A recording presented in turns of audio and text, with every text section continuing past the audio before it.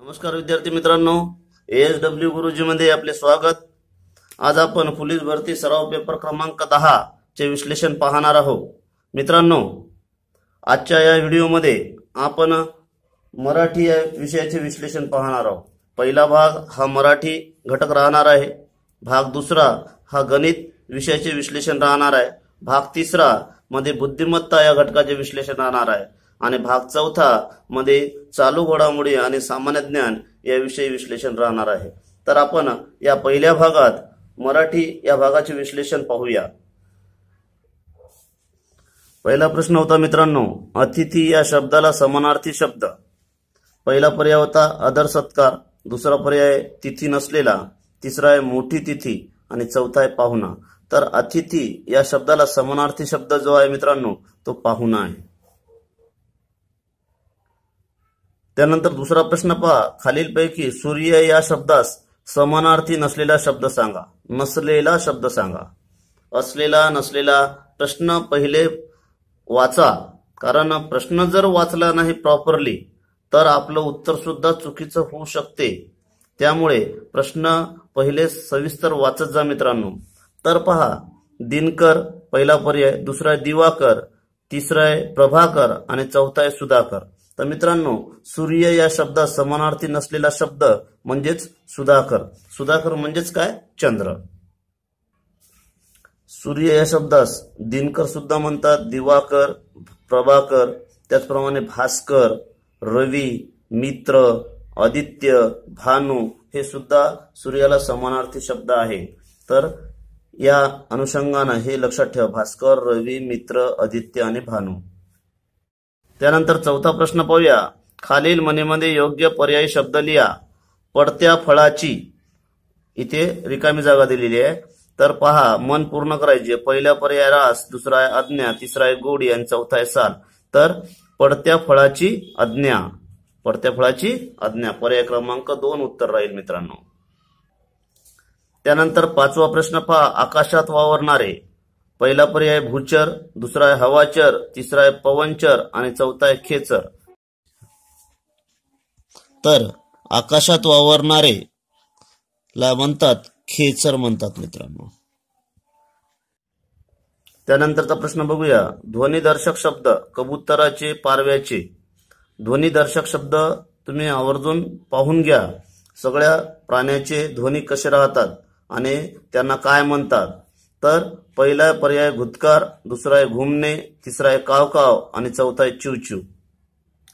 तर मित्रांनो, कबुतराचे आणि पारवाचे हे घुमणे असते। आता घुतकार कशाचे असते ध्वनिदर्शक शब्द? तर घुतकार हे घुबडाचे, घुबड। त्यांच्यावर कावळा, कावकाव, कावळ्याचं कावकाव आणि चिवचिव करण्याचे राहते चिमणीची। असे कोल्ह्याची कुई कुई, माकडाचा भुबुकार, गाढवाचे ओरडणे, मोराची केकावली, चिमणीची चिवचिव, पंखाचा फडफडाट, पानाची सळसळ, सापाचे फुसफुसणे, डासांची भुनभुन अशा पद्धतीचे ध्वनिदर्शक शब्द आहेत मित्रांनो। पावसाची रिमझिम।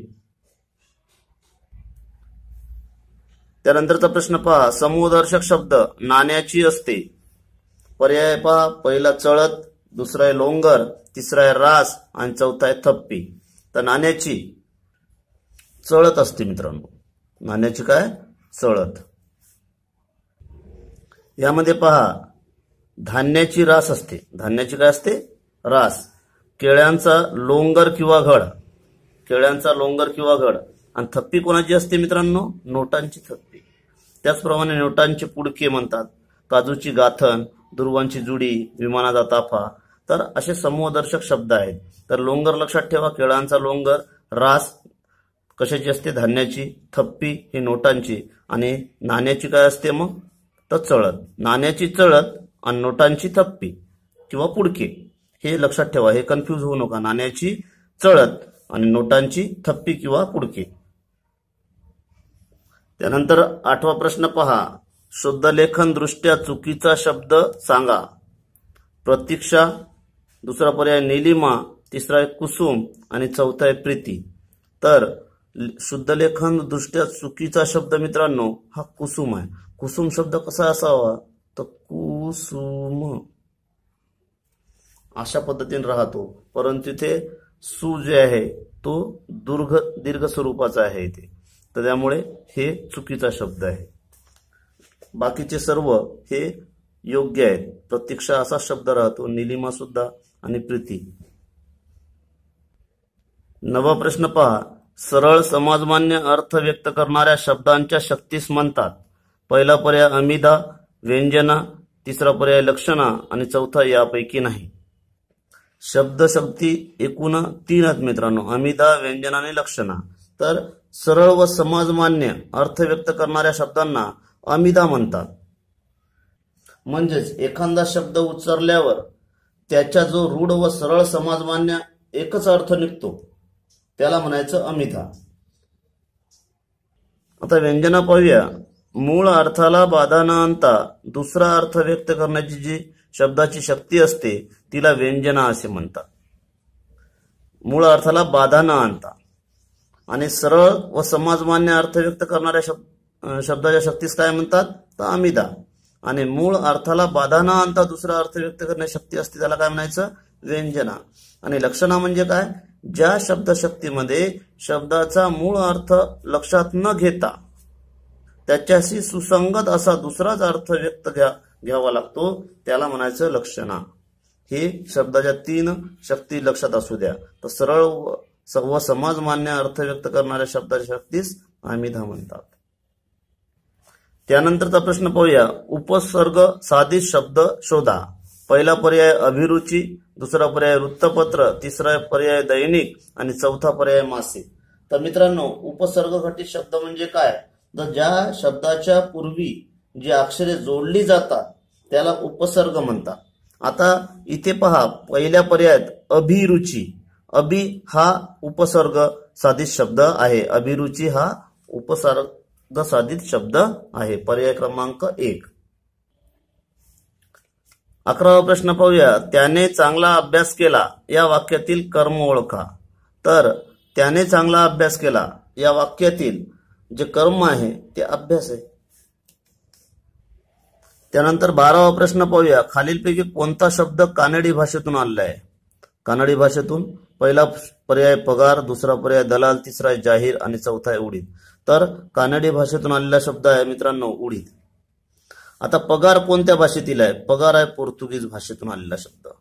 दलाल हा गुजराती भाषेतून शब्द आलेला आहे. आता गुजराती भाषेतील कोणकोणते शब्द आहेत, दादर, घी, त्याच्यानंतर डब्बा, रिकाम टेकडा, खादी हे गुजराती भाषेतून शब्द आलेले आहे. आणि जाहीर हे अरबी भाषेतील शब्द आहे. आणि उडीद हे जे आहे ते कानडी भाषेतून आलेलं आहे मित्रांनो. आता कानडी भाषेतील शब्द कोणकोणते तर भाकरी, तूप हा शब्द कानडी भाषेतला आहे. कांबळे, अक्का,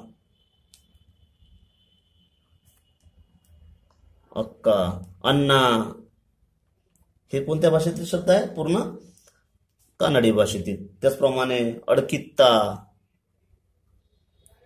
खलबत्ता हे असे शब्द तुम्ही जर असे लक्षात ठेवा मित्रांनो, कारण या गोष्टीसाठी आपल्याला पाठांतरावरच जरासा जोर द्यावा लागतो.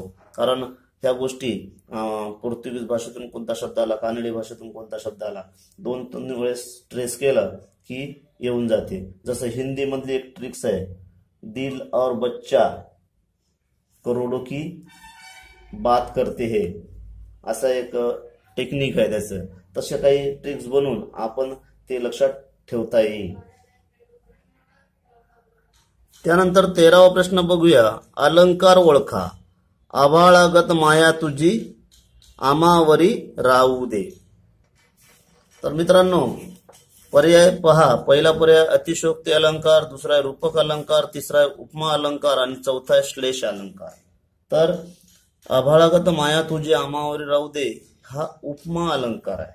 आता उपमा अलंकार काय तर 2 वस्तूंमधील साधर्म्य दाखवण्यासाठी समान, सम, प्रमाणे, सारखा, परी, परी सारखा या शब्दाचा वापर होतो तर केल्यास त्याला उपमा अलंकार म्हणतो.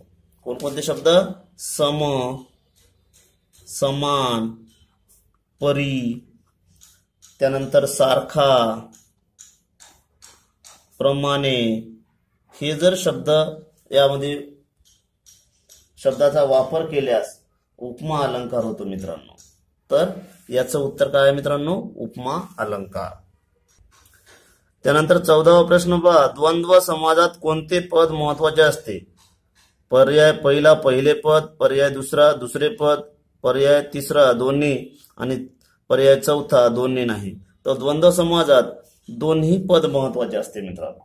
द्वंद्व समाजात दोन्ही पद महत्वाचे असतात. ज्या समासातील दोन्ही पदे अर्थदृष्ट्या महत्वाची असतात त्याला द्वंद्व समास म्हणतात. त्यानंतरचा प्रश्न पाहूया.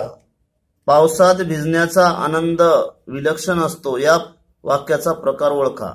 पहिला पर्याय संयुक्त वाक्य, दुसरा आहे मिश्र वाक्य, तिसरा आहे केवल वाक्य आणि चौथा आहे मिश्र संयुक्त वाक्य.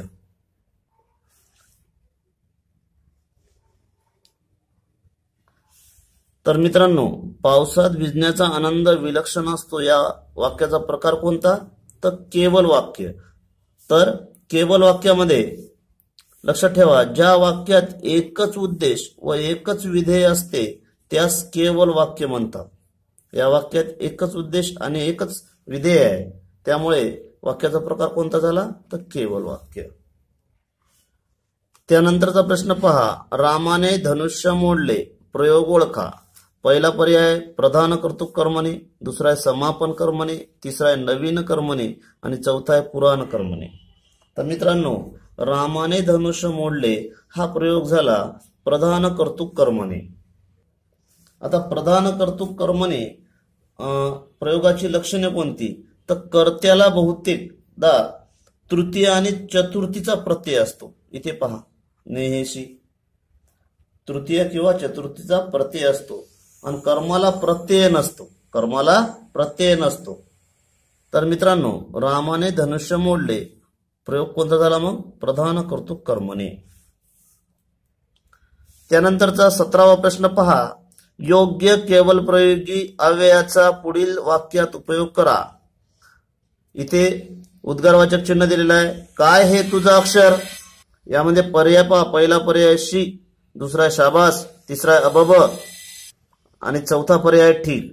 तर शी काय हे तुझं अक्षर म्हणजे पर्याय क्रमांक किती येईल मित्रांनो? 1. त्यानंतर 18वा प्रश्न पहा. अधोरेखित उभयान्वयी अव्यय ओळखा. मरावे, परी, कीर्तिरूपी उरावे. पहिला पर्याय समुच्चय बोधक, दुसरा आहे न्यूनत्व बोधक, तिसरा आहे विकल्प बोधक आणि चौथा आहे परिणाम बोधक.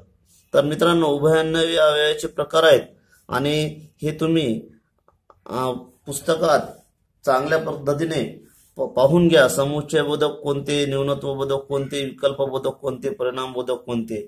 तर यामधून मरावे, परी, कीर्तिरूपी उरावे जो उभयान्वयी अव्यय आहे तर न्यूनत्व बोधक आहे. आता न्यूनत्व बोधकाचे उदाहरण कोणकोणते?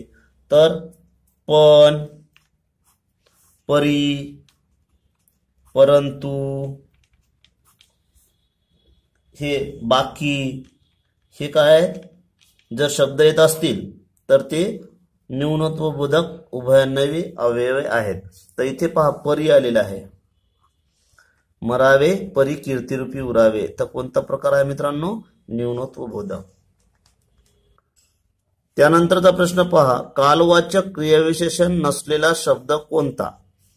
पहिला पर्याय जलद, दुसरा पर्याय लगेच, तिसरा पर्याय पूर्वी, चौथा पर्याय सांप्रत. तर मित्रांनो, कालवाचक क्रियाविशेषण नसलेला शब्द हा जलद आहे. कारण बाकीचे जे आहेत ते कालवाचक, लगेच, आताच लगेच आलो, पूर्वी, सांप्रत, तर हे कालवाचक आहेत. पण जलद हा शब्द जे आहे तो कालवाचक नाही, क्रियाविशेषण नाही. 20वा प्रश्न पहा. अटदर्शक क्रियापदांना असेही म्हणतात. स्वार्थी, दुसरा प्रयोजक, तिसरा आहे संकेतार्थी आणि चौथा आहे आज्ञार्थी. तर मित्रांनो इथे अटदर्शक जर तर आलं तर संकेतार्थी, जर तर म्हटल्यावर काय ते संकेतार्थी लक्षात ठेवा. अटदर्शक क्रियापदांना काय म्हणतात तर संकेतार्थी असे म्हणतात. त्यानंतरचा प्रश्न पहा मित्रांनो, खालीलपैकी अनेकवचनी शब्द ओळखा. पहिला पर्याय जावई, दुसरा आहे सासू, तिसरा आहे सासरा आणि चौथा आहे मेहुणा. तर मित्रांनो अनेकवचनी शब्द जे आहे सासू सासवा, नंतर सासरा सासरे, मेहुणा मेहुणे. तर जावई हे जे शब्द आहे ते अनेकवचनी शब्द आहे. इथेच हे सर्व एकवचनी शब्द आहेत. तर जावई. 22वा प्रश्न पहा, दिलेल्या शब्दाची लिंग ओळखा. भाजीपाला. आता हे लक्षात ठेवा मित्रांनो, शेवटच्या शब्दावरून जोड शब्द जर आले असतील तर शेवटच्या शब्दावरून त्याचे लिंग ठरवले जाते. पाला. आता भाजी भाकरी, भाजी भाकरी या शब्दाचं जर लिंग ओळखा म्हणलं तर भाकरी, आपण काय म्हणतो ती भाकरी, म्हणजे तो स्त्रीलिंग याला शब्द. तसंच भाजी पाला. आता याचं काय होईल मित्रांनो, तो पाला म्हणजेच पुल्लिंग. शेवटचा जे शब्द असते जोड शब्दात सांगत आहो मी, तर शेवटचा शब्द जे राहते त्याच्यावरून त्या शब्दाचं लिंग ठरत असते. 23वा प्रश्न पहा, चतुर्थी विभक्तचा कारकार्थ खालीलपैकी कोणता आहे. तर पहा मित्रांनो इथे अपादान आहे पहिला पर्याय, दुसरा आहे करण, तिसरा आहे संप्रदान आणि चौथा आहे अधिकरण. तर चतुर्थी विभक्तीचा कारकार्थ जे असतो तो काय असतो तर संप्रदान. पर्याय क्रमांक 3. आता अपादान कशात राहते तर ऊन हे अपादान पंचमी, हे काय पंचमीचा कार्यकर्ता आहे अपादान. करण म्हणजे साधनाने, नेहेशी म्हणजे हे कोणतं झालं मित्रांनो तृतीय विभक्ती झाली. आणि संप्रदान म्हणजे दान भेट देतो तर ते झालं चतुर्थी.